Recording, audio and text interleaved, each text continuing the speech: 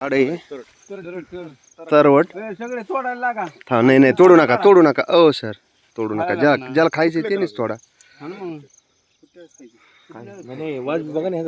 भारी वास आहे. वा वा वा वा. आता तात्या माहिती देणार आहेत थोडी. तात्या सांगा माहिती. तरटीचं झाड आहे.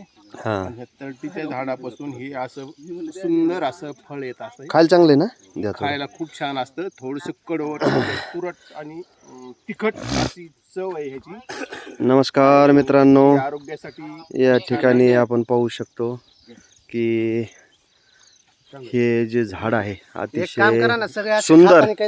आणि हे काय चालू आहे ना शूटिंग. गणेशराव इकडून आहे. हाँ ठीक है आऊंगा ना. कब आने वाले तुम बोलो. सुंदर असे कलर आणि तरट नाव आहे ना त्याचं. तर हे तरवट नाव असणार कॉल करो. आयुर्वेदिक असे हे निसर्गाच्या सानिध्यात कुठलाही रासायनिक माहिती का काय नाही नाही नाही नाही नाही हे चांगलं आहे चांगलं आहे. तुरट खाल्लंय मी.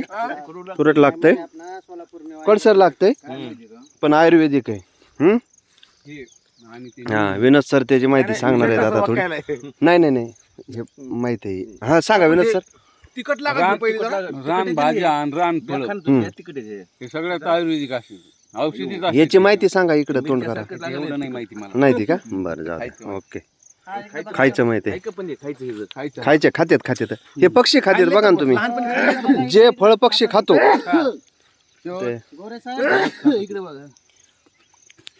ते तिखट अशी चव आहे. फक्त सांगा हे नेमकं झाड याचं फळ खायला पाहिजे का नाही है की नाही. विनोद सर खाते तिथं. नाही खायला पाहिजे. नाही का म्हणजे खरं सांगा ना. खायला पाहिजे खायला पाहिजे काय खायलाच पाहिजे. आपण सर्च करू गुगल लेन्सवर. नाही तिकडे हे जास्त ओलं आहे.